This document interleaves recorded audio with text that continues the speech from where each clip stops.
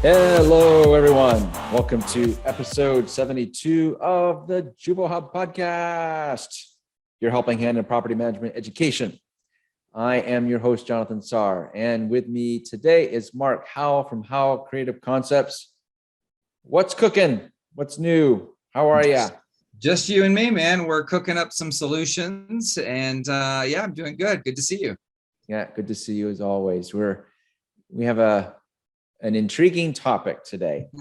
Yes. You know, we hear the expression killing people with kindness. And for our audience, we wanted to just dive into that topic a little bit, like the difference between superficial and genuine kindness. Is being kind at your core, does it help you in your career or is it a hindrance? Off the top of your head, Mark, just what do you think? What do you feel about that question? For me, it absolutely means everything. It is the true tipping of the scale, a decision I make to whether either I work for you and your organization or I won't. And if I've chosen to leave an organization because of a lack of kindness, trust me when I say I will talk about that for probably the rest of my career. I will talk about the people that I felt were very unkind and hurtful in the organization. And that's where I feel can be the most damaging, is when people feel wronged, when they feel like someone has not been kind to them. It's kind of like that. What's the saying? Bad publicity. Well, any publicity is good publicity. Not true. Like when you have that kind of bad publicity circling around either your person or your organization, it could mean whether or not people actually want to come and work for you or not. And they make those decisions based on that. Absolutely. Excellent big picture to add to this conversation. So what are we focusing on today? What are the objectives of today's episode? Yeah, we've got some juicy ones. So how can being kind or unkind when you think no one is looking affect future opportunities, whether that's for you, for them, for your organization? Flipping the script, being ruthless, maybe get you ahead for a short time, might get you what you want at that moment. But how can being kind last longer, to be more successful, build more success? And then why rewarding kindness breeds kindness in the workplace, which is to me a no-brainer, my gosh, but we are going to talk about it. Yeah. All really important objectives, and in each with its own unique components. So let's start off with the first one. Kindness or unkindness in secret. So that's how we kind of started this off, like the superficial, like who are you, like at your core, by not being concerned about the show, that people recognize you for your kindness, and not being concerned about that people are seeing you or what you're doing. Like that's just who you are, one way or another. Like you're either just a grumpy person, that's the core of your being. And I think it's really easy a question to be answered. It always comes out. Like there's no way you can fake kindness. You can't fake it. Meanwhile, deep down in your core, you are just a jerk. You're an Oscar the Grouch. This is a PG show, so we're not going to go into any colorful metaphors of any sort whatsoever. But that's it. It will always catch up with you. People will find out. And then, as we've talked about in previous episodes, that reputation, it sticks. And that memory is imprinted, as you mentioned, when you worked with people that were unkind. What are your thoughts, Mark? Like how does it help a career, from a career standpoint, kindness? Yeah, so I go immediately to the emotions that have been tied to this topic for me. And I think, there's so much to unpack with this. I'm going to try to keep it as simple as possible. But, it is the tipping scale from someone being a saint to a psychopath or a sociopath, right? It's like you don't possess any of the necessary skills to have feelings for other people, is what I see when I know that there is no kindness in that person or people in an organization. For me, I'm taking this from the standpoint of, am I working for someone that shows kindness? Or that's the way I'm thinking about this, right? And so when I think about organizations that I have left in the past, I actually left an organization once where someone said to me, well, have they done anything to you? And I said, no, not yet. But I was like, but what I see them doing to other people, it's just a matter of time before they'll come for me the same way. What I mean by that is it is this, like when no one is looking, your integrity is everything, but it's what you do when no one is looking that defines your integrity. And for me, it is everything. It is everything about who you are. It is everything about the organization that I will be supporting. So yes, absolutely. I make decisions based on my future. If I feel like the organization has integrity or the people that are leading it have integrity and have any kindness in them. What's the statement or the saying? I've said it before. When someone shows you who they are, believe them. So Yes. even when you think that you're doing all these great things for show, and many leaders do that, they get on this soapbox and they, talk about how, oh, we're moving in the right direction and I'm going to do this for you and I'm leading us here and I'm doing that and I'm doing this. And it's always, I start hearing the pattern of I'm, and I'm like, Yeah. buddy, we're doing all the work, and so Yeah. that's usually the first thing for me that's like a trigger for me. It's like, you're not doing any of this work that we are all doing out here. So I don't know, for me, it definitely shapes whether or not I will want to stay with an organization or working around people in the future for future opportunities. And what is the old statement that when someone is a great leader, people will follow you? Ask yourself, have people left other organizations to follow you to a new one? Are they still willing to follow you today? I think that would define to me, if I felt like somebody was saying, I want to go where you go, then obviously I'm a good leader. I'm showing kindness. People feel like I'm genuine, I'm authentic. But yeah, I think it absolutely affects the future opportunities. Yeah. Yeah. Absolutely. Nice comments. And it's like,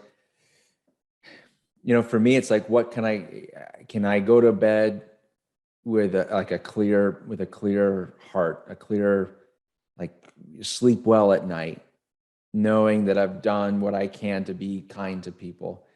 And unfortunately, there's a lot of people that they sleep quite well, being complete Yes. beep, bleep, bleep, bleep, blop, bloop, bloop, and I'm, so this show is for those who that's part of your moral character and understanding that narcissistic behavior is, we see that, we got TV shows about it, we got politics about it, we got all kinds of things that talk about it, but in the end, when you wake up each morning and look in the mirror, who do you want to see?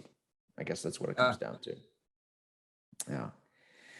So let's go to our next objective. So kind of flipping the script for a minute, there's people out there that, that's all they're thinking about. You mentioned it earlier. Me. What am I going to get out of this? And every decision that I make, it better benefit me. In the long run, that's not going to pave a way for, as you mentioned, I mean, how awesome is that? That if you as a leader, you decide to go to another organization and, unfortunate for that company that let that happen. But what happens is, all these other people come and want to go where you're working just because of the type of individual that you are. That to me is the testimony of what kindness does. Lasting success, not this, what can I get out of it right now? because it's about me. But that picture that you painted, Mark, I thought was just absolutely beautiful, on what kindness can do for longevity of someone's career. Sure.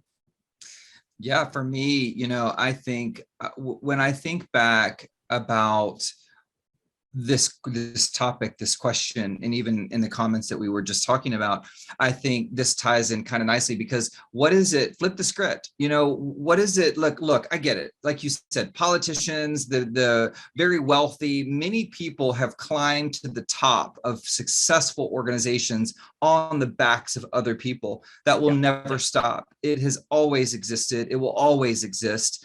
There are people who seize every opportunity. I call them opportunists, and they don't care about creating loyal people. They care about the money, the reward at the end.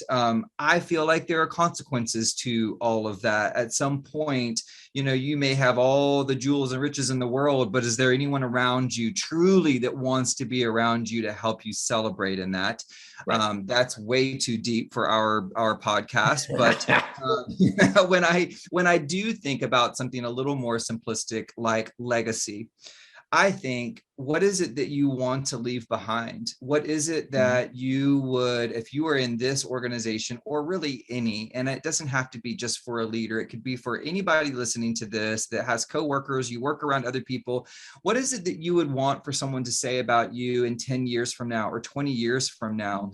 Is it that they would remember you for being a kind, caring person that nurtured their career or helped them through a difficult situation, or educated them on something? To me, that's why I've spent 25 years in this industry, is the idea, the thought, the hope that I'm leaving behind someone that is at least a little smarter than they were yesterday, or a little wiser, or their career was moved forward because of advice that I gave them. If I can change someone's life in a way where I could say, hey, you need a good, stable job, try property management. And honestly, I've brought, I think, more than five people into this industry that I can just think of off the top of my head, that I know it's changed their lives. That makes me feel good. Like, those are the things that I look for about this topic, but in our industry. And for me, like, that's kindness. That's me thinking, what is it that I can do for you that puts you in a much better place for your own growth, your own future? Because honestly, at the end of all of it, that's what I would hope somebody would say about me one day, when there's two younger, more attractive guys doing a podcast about, maybe great speakers or leaders. I hope our names are mentioned somewhere out there, Jonathan. Dang. You had to go down that younger. Yeah, no, I totally agree. And I think, you mentioned people that you've helped. And I know people have helped us. You're right. I again, this isn't doing this, no patting on the back, but we're talking about this because I believe that both you and I do our best to have that quality of kindness.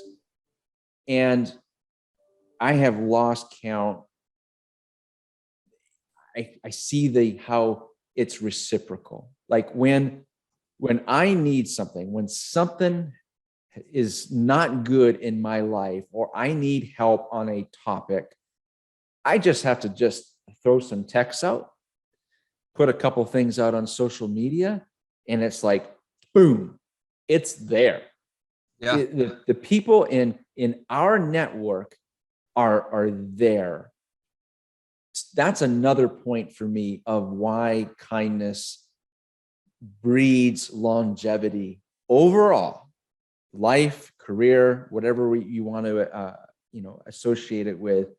That's the long-term benefits, because we're all going to have situations where it's like, what? I need a new job, or I need a resource to help fix this problem I'm having on my job, or whatever. The list can be on and on. And I applaud so many on, especially on our LinkedIn network. And I sit there and it just makes my heart, it just warms my heart to see acts of kindness. Yeah. People have a question, and there it is. There's our community. There's our property management peeps who are just out there trying to help, trying to give a resource, trying to give a reference, trying to help someone find a job, trying to help a company fill a position. The list goes on and on of where we see kindness in our industry every single day. And it's just awesome. It's just amazing.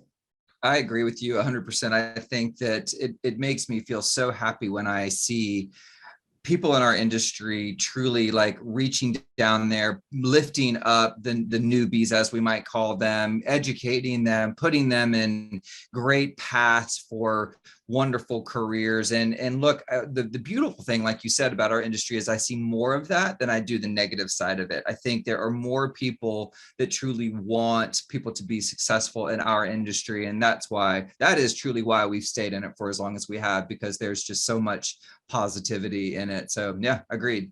Yeah. Fantastic. So that leads us to our last objective. Gets right down to the core of what we do each day. How does that, and I think we kind of touched on it with the social networking a little bit, but why does rewarding kindness breed kindness in the workplace? So in other words, and I know you talk about this a lot, Mark, in your classes, it's just, all right, so we're talking about employee recognition. So employee recognition, who has leased the most apartments for the year, who has closed the most maintenance orders for the year. You got all these statistical items, and then you get something along this, like rewarding kindness. What are your thoughts, your comments? What have you seen? Yeah, I mean, look, I think it's fundamental. I think most, like you said, organizations have things put in place to recognize your good behavior, or like you say, the rewards of meeting a goal. But think about what that could look like as receiving a reward for being kind. That's amazing. The kindest person in our organization of 2022 is, Mark Howell, because of these are the things that he did that were outside of the normal scope. It could be taking care of your internal customer, taking care of the customer.